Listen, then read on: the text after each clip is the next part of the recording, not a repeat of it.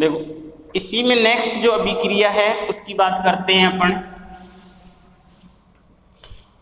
Next अभिक्रिया किसके आधार पर, तीसरा पॉइंट अगर बात करते हैं तो वो है धन विद्युतीय तत्व के संयोग के आधार पर, धन विद्युतीय तत्व के संयोग के आधार पर ऑक्सीकरण अपचयन,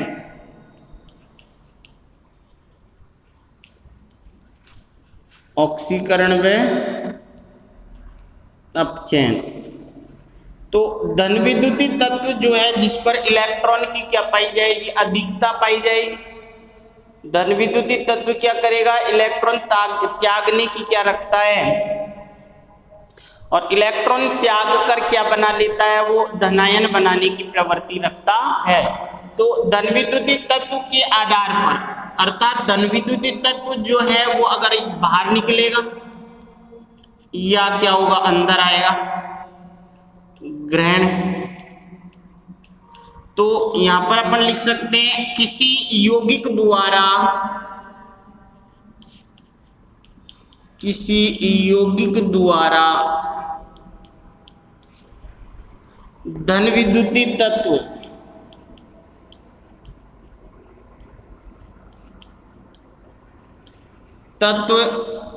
को के साथ जुड़ना,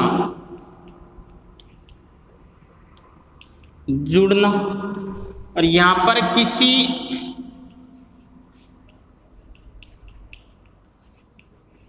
यौगिक द्वारा धन विद्युतीय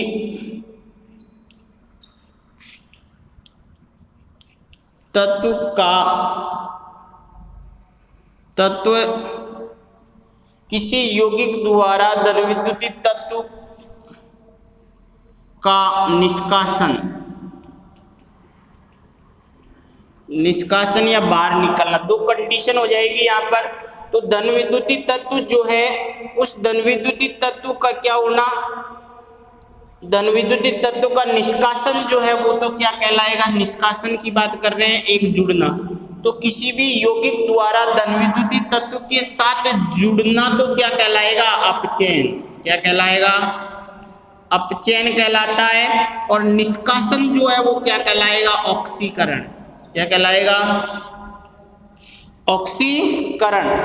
तो किसी भी यौगिक जो है उस यौगिक में से धन विद्युतीय तत्व का निकलना जो है वो तो क्या कहलाएगा, ऑक्सीकरण।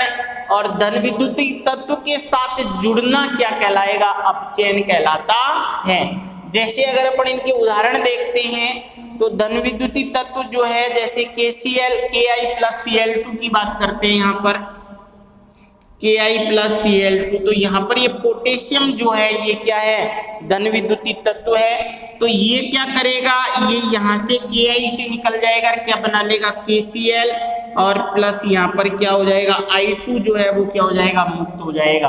अभिक्रिया को संतुलित करेंगे तो ये अभिक्रिया क्या हो जाएगी, संतुलित हो जाए। तो यहाँ पर ये जो पोटेशियम जो था, ये पोटेशियम क्या है, धन विद्युतीय तत्व। तो ये धन विद्युतीय तत्व जो है Ki जो है यहाँ से निकल जाता है, और निकलने की प्रक्रिया ही क्या कहलाएगी, निष्कासन जो है वही क्या कहलाएगा, ऑक्सीकरण कहलाएगा। धन विद्युतीय तत्व का त्याग हो रहा है, नहीं हो रहा है, यहाँ पर त्यागना, अर्थात Ki जो है वो किसमें ऑक्सीकृत हो रहा है, I2 में। किसमें, I2 में ऑक्सीकृत हो रहा है। क्लियर ये बात। तो किसी भी यौगिक द्वारा धन विद्युतीय तत्व का निष्कासन क्या कहलाएगा, धन विद्युतीय तत्व का निष्कासन जो है वो तो क्या कहलाएगा। अगर एक बात करते हैं H2S+Cl2 की, तो यहाँ पर भी क्या बनेगा, HCl+ सल्फर मुक्त हो जाएगा, नहीं हो जाएगा। अभिक्रिया को संतुलित करेंगे, हाइड्रोजन कितने, 2, तो यहाँ हाइड्रोजन 2, Cl2, सल्फर कितनी, सल्फर एक है तो सल्फर यहाँ पर एक आ जाएगा। अब देखो यहाँ पर ये जो हाइड्रोजन जो है यहाँ पर किसका काम करेगा, धन विद्युतीय तत्व का काम करेगा। तो ये H2S जो है यहाँ से क्या करेगा, हाइड्रोजन का बाहर निकल जाएगा, और हाइड्रोजन का बाहर निकलना ही क्या कहलाएगा, ऑक्सीकरण कहलाएगा, नहीं कहलाएगा। तो किसी भी यौगिक से धन विद्युतीय तत्व का बाहर निकलना क्या कहलाता है, ऑक्सीकरण कहलाता है। अगर अब बात करते हैं किसी भी यौगिक जो है उससे धन विद्युतीय तत्व का जुड़ना क्या कहलाएगा, अपचयन कहलाता है। तो अगर यहाँ पर देखते हैं धन विद्युतीय तत्व जैसे Mg है प्लस Cl2, तो यहाँ पर क्या बन जाएगा, MgCl2।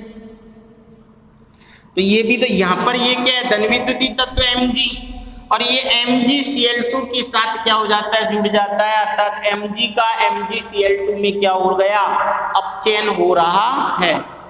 क्या हो रहा है, अपचयन हो रहा है। क्लियर।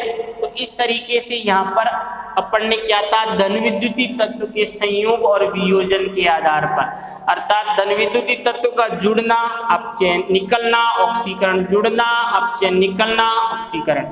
क्लियर। नेक्स्ट जो है वो है अपनी कौन सी, यहाँ पर धन विद्युतीय तत्व की जगह क्या हो जाएगा, ऋण विद्युतीय तत्व। वैसे तो देखा जाए तो ऑक्सीकरण और अपचयन दोनों में ही एक का ऑक्सीकरण होता है तो दूसरे का क्या होगा, अपचयन होता है, कोई भी अभिक्रिया में देखेंगे। तो यहाँ पर जो है, यहाँ पर अपन बात करेंगे किसकी, विद्युत ऋणी तत्व की, है ना। यहाँ पर किसकी बात करेंगे, विद्युत ऋणी तत्व। और विद्युत ऋणी तत्व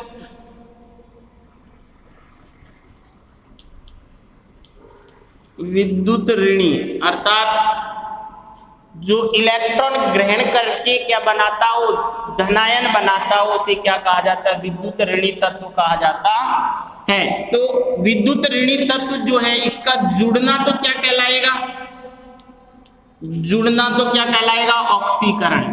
किसी भी यौगिक में विद्युत ऋणी तत्व का जुड़ना क्या कहलाएगा, ऑक्सीकरण, और बाहर निकलना क्या कहलाएगा, बाहर निकलना क्या कहलाएगा, अपचयन। क्या कहलाएगा, अपचयन। क्या, अपचयन। अब देखो, जैसे मान लो अपन ने अभी इसका उल्टा पढ़ा था, Mg plus Cl2। Mg plus Cl2 जो है अगर ये जुड़ता है तो यहाँ पर ऋण विद्युतीय तत्व कौन है, Cl2।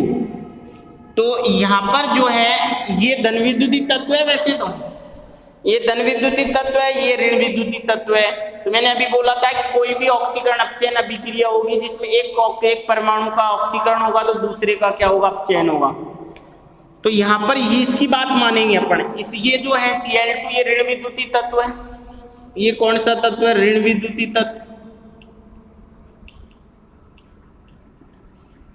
और ऋण विद्युतीय तत्व का जुड़ना क्या कहलाएगा, ऑक्सीकरण। तो ये क्या हो जाएगा, MgCl2 हो जाएगा, नहीं हो जाएगा, हो जाएगा क्या।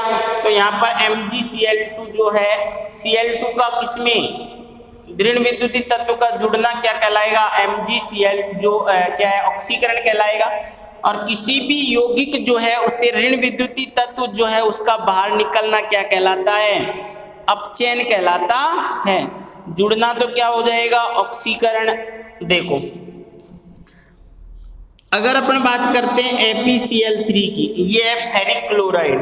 क्या है ये, फेरिक क्लोराइड की अभिक्रिया अगर अपन किसके साथ करा दूं, मैं हाइड्रोजन के साथ करा दूं, तो यहाँ पर जो है क्या बन जाएगा, एक ApCl2 प्लस क्या हो जाएगा, HCl।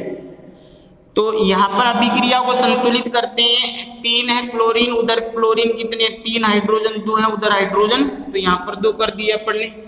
अब HCl कितने हो गए, 4, 2 ये 4 हो गए, नहीं हो गए।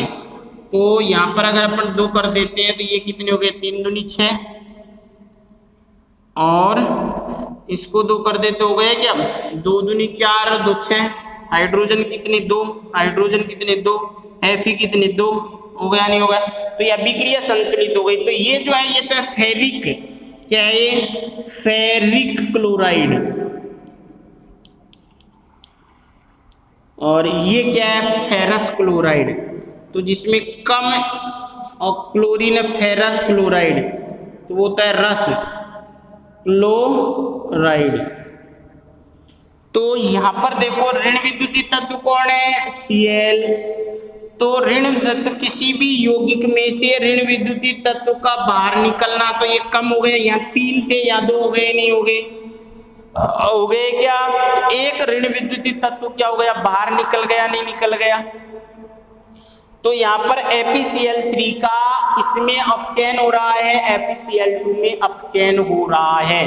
तो किसी भी यौगिक जो है उसमें से ऋण विद्युतीय तत्व का बाहर निकलना क्या कहलाएगा, ऋण विद्युतीय तत्व का बाहर निकलना अपचयन, और ऋण विद्युतीय तत्व का जुड़ना क्या कहलाता है, ऑक्सीकरण कहलाता है। तो ये 4 अवधारणा थी जो पहले दी गई थी, किसके आधार पर, किस किस के एक जगह, अब एक साथ लिखते हैं इनको अपन।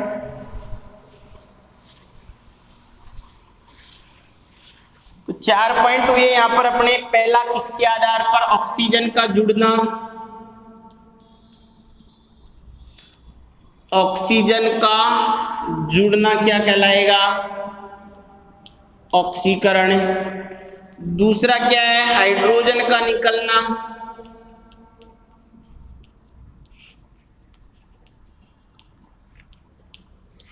तीसरा क्या है, धन विद्युतीय तत्व का निकलना,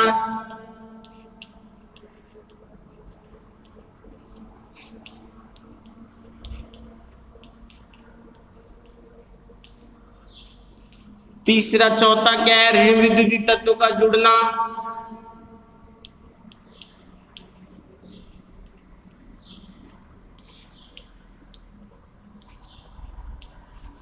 क्या हो जाएगा, जुड़ना। ये है, अभी अपन ने यही लिखा था यहाँ पर। अगर अपन अपचयन की बात करते हैं तो अपचयन में क्या होगा, यहाँ पर अपन ने ऑक्सीजन का जुड़ना, तो ऑक्सीजन का बाहर निकलना, ऑक्सीजन का बाहर निकलना। दूसरा हाइड्रोजन का जुड़ना,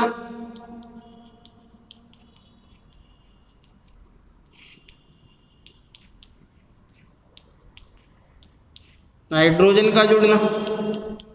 अगर तीसरी बात करते हैं धन विद्युतीय तत्व का निकलना, तो यहाँ क्या हो जाएगा, धन विद्युतीय तत्व का जुड़ना।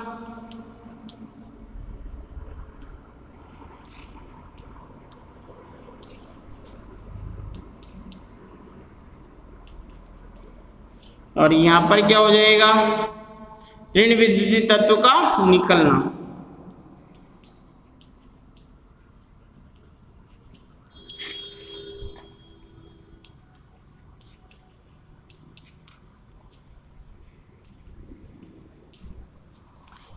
तो ऑक्सीजन का बाहर निकलना क्या कहलाएगा, अपचयन। हाइड्रोजन का जुड़ना, हाइड्रोजन का जुड़ना अपचयन। धन विद्युतीय तत्व का जुड़ना अपचयन, ऋण विद्युतीय तत्व का निकलना। तो ये चारों अवधारणाएं थे, इन आधार पर अपन ने ऑक्सीकरण अपचयन को समझाया। यह अंतर हो गया, नहीं हो गया ये। अब जो अपन पढ़ेंगे ये जो आधुनिक अवधारणा है, किस आधार पर होगी, वो इलेक्ट्रॉन के आधार पर। आधुनिक अवधारणा के आधार पर ऑक्सीकरण अपचयन जो है वो किसके आधार पर, इलेक्ट्रॉनों के संयोग या वियोजन, अर्थात किसी तत्व या परमाणु के द्वारा, किसी तत्व परमाणु या आयन के द्वारा इलेक्ट्रॉन ग्रहण करना क्या कहलाएगा, ऑक्सीकरण, और इलेक्ट्रॉन त्यागना क्या कहलाएगा, अपचयन। क्या कहलाएगा, किसी भी तत्व परमाणु या आयन द्वारा इलेक्ट्रॉन जो है उनका त्यागना क्या कहलाएगा, ऑक्सीकरण। तो त्यागने की प्रक्रिया जो होगी वो क्या कहलाएगी, ऑक्सीकरण, और ग्रहण करने की जो प्रक्रिया होगी वो क्या कहलाएगी, अपचयन। तो किसी परमाणु के द्वारा, किसी आयन के द्वारा अपन देखते हैं आधार पर ऑक्सीकरण अपचयन को।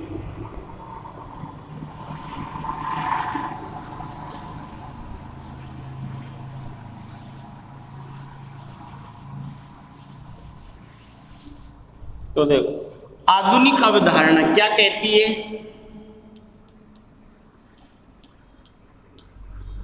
आधुनिक अभिधारणा। तो ये आधुनिक अभिधारणा में सबसे पहला पॉइंट देखते हैं ऑक्सीकरण। ऑक्सीकरण ऑक्सीडेशन की बात करते हैं, किसी तत्व कोमा परमाणु कोमा आयन द्वारा इलेक्ट्रॉन त्यागना,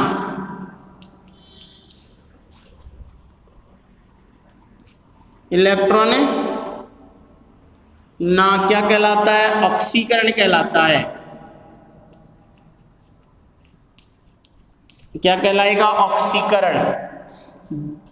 क्लियर। किसी भी तत्व परमाणु और आयन के द्वारा इलेक्ट्रॉन त्यागना। अब देखो यहाँ पर जैसे मान लो कि Mg जो है वो इलेक्ट्रॉनों का क्या करेगा, त्याग कर देता है, तो वो क्या करेगा, Mg+2 बनेगा, नहीं बने, कितने इलेक्ट्रॉन त्याग दिए, अर्थात कोई भी परमाणु इलेक्ट्रॉन क्यों त्यागेगा, स्थायित्व प्राप्त करने के लिए। सोडियम की बात करता हूं तो ये सोडियम इलेक्ट्रॉन त्याग दे मान लो तो क्या बनाएगा, Na+, एक इलेक्ट्रॉन त्याग दिया, नहीं त्याग दिया। तो किसी भी परमाणु के द्वारा इलेक्ट्रॉनों का त्याग करके या तत्व या परमाणु अगर इलेक्ट्रॉन त्यागता है तो यहाँ पर कौन सा आयन बनेगा, धनायन। कौन सा आयन बनेगा, धनायन बनता है। अब अगर मान लो यही काम यहाँ हो जाए, कैसे, जैसे मान लो किसी भी आयन जो है, जैसे अभी अपन बात कर रहे हैं Fe+2 जो है ये कन्वर्ट हो जाता है किसमें, Fe+3 में। तो यहाँ पे कितने इलेक्ट्रॉन बाहर निकला, एक इलेक्ट्रॉन बाहर निकला, नहीं निकला। तो आयन में से अगर इलेक्ट्रॉन बाहर निकल रहा है तो धनायन में क्या हो रही है, वृद्धि हो रही है, नहीं हो रही। तो अगर किसी भी आयन में से इलेक्ट्रॉन बाहर निकलेगा तो किसमें वृद्धि होगी, धनायन। धनायन में वृद्धि होती है, क्या होगी यहाँ पर, धनायन में वृद्धि होती है। अगर मान लो ये है Cl- जो है इलेक्ट्रॉन त्याग देता है और क्या बना लेता है, यहाँ पर इलेक्ट्रॉन त्याग दिया, क्लोरीन परमाणु का निर्माण कर लेता है। तो ऋणायन जो है वो किस में बदल गया, उदासीन परमाणु में। क्या करने पर, इलेक्ट्रॉन त्यागने पे। तो बताओ यहीं पर एक काम हो रहा है, नहीं हो रहा, अर्थात धनायन में तो कमी यहाँ भी हो रही है, धनायन में तो वृद्धि होगी। तो यहाँ पर धनायन जो है, जो ऋणायन कैरेक्टर जो था वो किस में बदल गया, उदासीन में बदल गया। ऋणायन में क्या होती है, कमी। तो ऋणायन में क्या होगी, कमी होती है। तो जब ऑक्सीकरण होता है आधुनिक अभिधारणा के आधार पर, तो धनायन जो है उसमें वृद्धि होती है और ऋणायन में कमी होती है। अर्थात किसी तत्व परमाणु या आयन के द्वारा इलेक्ट्रॉन त्यागना क्या कहलाएगा, ऑक्सीकरण कहलाता है। ये बात समझ में आ गई क्या, क्लियर। अब बात करते हैं अपन ऑक्सीकरण आख्या, इसी के आधार पर किसकी बात करेंगे, अपचयन की बात करते हैं। किसकी बात करेंगे, अपचयन की बात करते हैं।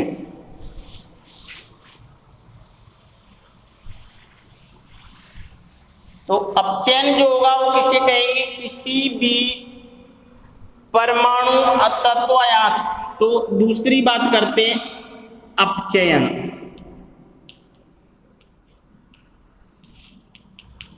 अपचयन किसे कहेंगे, किसी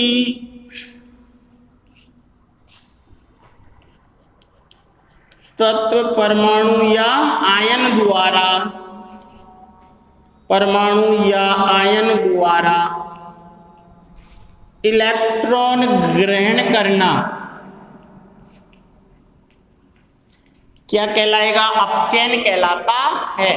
तो इलेक्ट्रॉनों का ग्रहण करना क्या कहलाएगा, अपचयन। तो किसी परमाणु के द्वारा, जैसे मान लो Cl जो है ये इलेक्ट्रॉन ग्रहण करता है और क्या बना लेता है, Cl-। तो इलेक्ट्रॉन ग्रहण किया, नहीं किया। अगर मान लो यहाँ पर जो है आयन की बात करते हैं, आयन जो है वो क्या करे, जैसे Mg+2 है, इसने कितने इलेक्ट्रॉन ग्रहण किए, 2 इलेक्ट्रॉन ग्रहण किए। तो ये क्या बन गया, Mg में बदल गया, नहीं बदल गया, बदल गया क्या। तो उदासीन परमाणु तो किस में बदला, ऋणायन में बदल गया। धनायन किस में बदल गया, उदासीन परमाणु में बदल गया, नहीं बदल गया। तो किसी भी परमाणु के द्वारा अगर इलेक्ट्रॉन ग्रहण किया जाएगा तो परमाणु और तत्व जो है ये तो क्या बनाएंगे, यहाँ पर ऋणायन बनाएंगे, नहीं बनाएंगे। और अगर धनायन की बात करते हैं तो ऋणायन में क्या होगी, यहाँ पर वृद्धि होती है,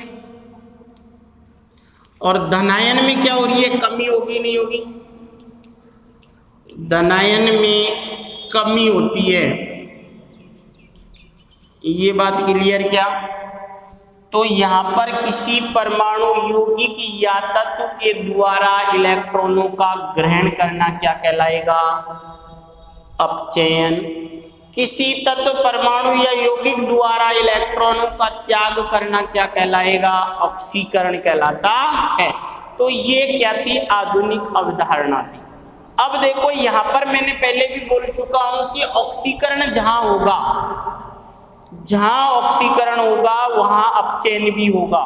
किसी एक परमाणु के द्वारा इलेक्ट्रॉन त्याग किया जाएगा तो दूसरे परमाणु के द्वारा इलेक्ट्रॉनों का ग्रहण किया जाएगा।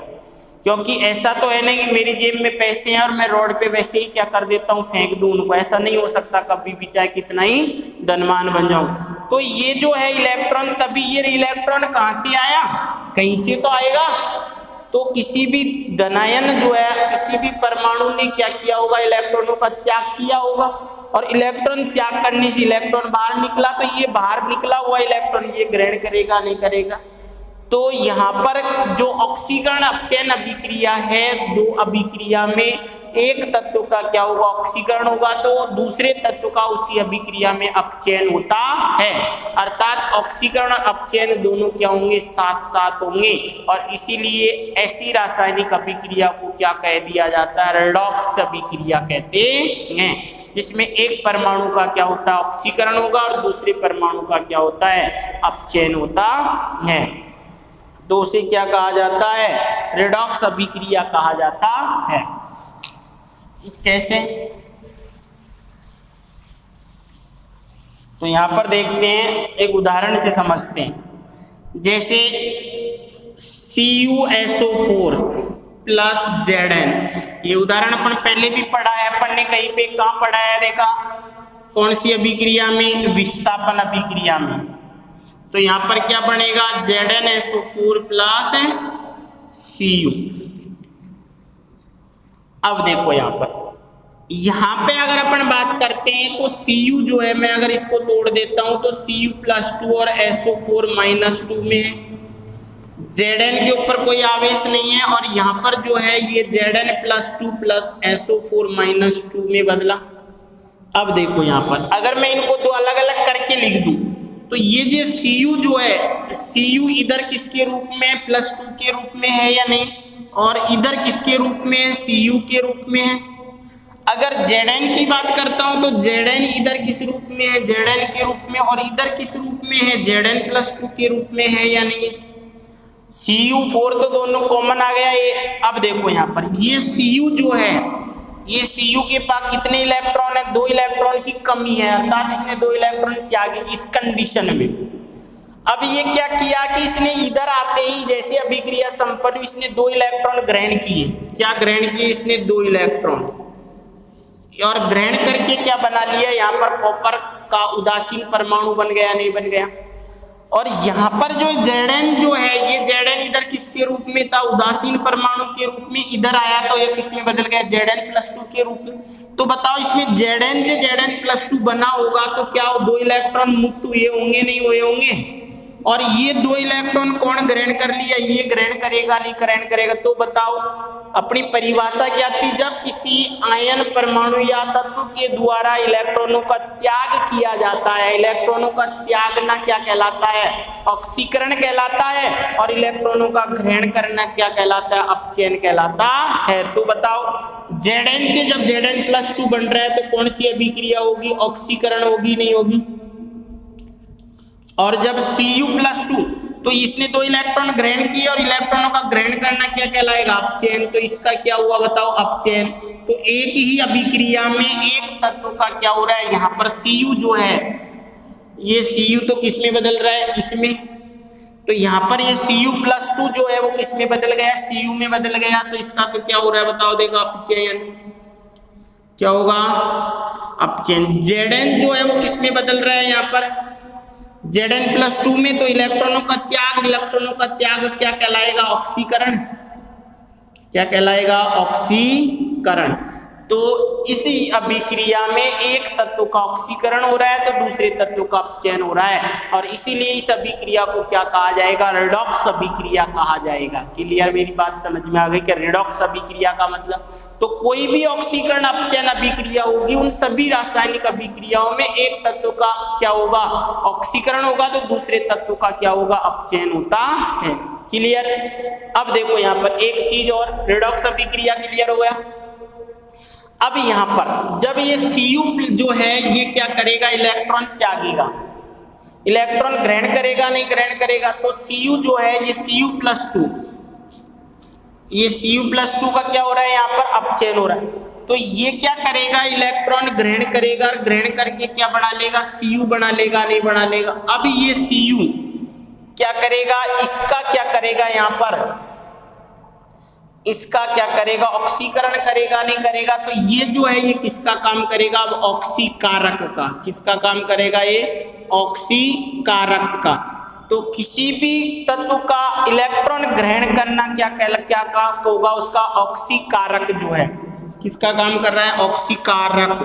तो ऑक्सीकारक क्या करता है, इलेक्ट्रॉन ग्रहण करता है, जबकि Zn जो है यहाँ पर इलेक्ट्रॉन त्याग दिया, त्याग करके क्या बना लिया, Zn+2, और ये क्या काम करेगा, इसका क्या कर देगा, यहाँ पर अपचयन करता है, तो ये अपचयन करवाता है, तो इसलिए ये क्या हो जाएगा, अपचायक हो जाएगा। ये कौन सा चायक, अपचायक, तो ये किसको चाहेगा, इसको, तो ये बताओ, ये तो अपचायक हो जाएगा, ये ऑक्सीकारक हो जाएगा। अर्थात ऑक्सीकारक तो क्या करवाएगा, ऑक्सीकरण करवाएगा, और अपचायक क्या करवाएगा, अपचयन करवाएगा।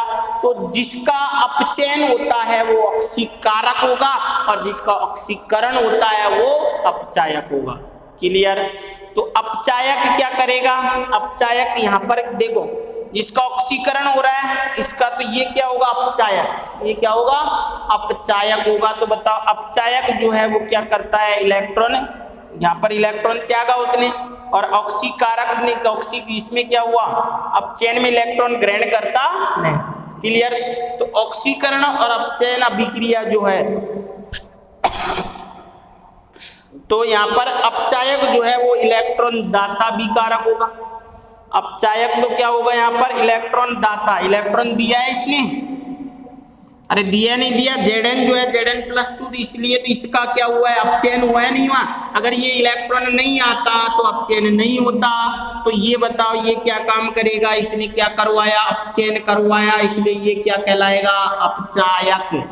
अब ये इलेक्ट्रॉन नहीं ग्रहण करता, कौन, Cu+2 इलेक्ट्रॉन नहीं ग्रहण करता, तो ये क्या नहीं होता, तो ये क्या करेगा, ये जिसका अपचयन हो रहा है ये किसका काम करेगा, ऑक्सीकारक का काम करेगा। किसका काम करेगा, ऑक्सीकारक का। तो जिसका अपचयन होता है वो ऑक्सीकारक का काम करता है, जिसका ऑक्सीकरण होता है वो अपचायक का काम करता है। तो ये इस तरीके से अपनी क्या थी, ऑक्सीकरण और अपचयन अभिक्रिया। क्लियर। तो नेक्स्ट जो अभिक्रिया उसको अपन नेक्स्ट क्लास में करेंगे।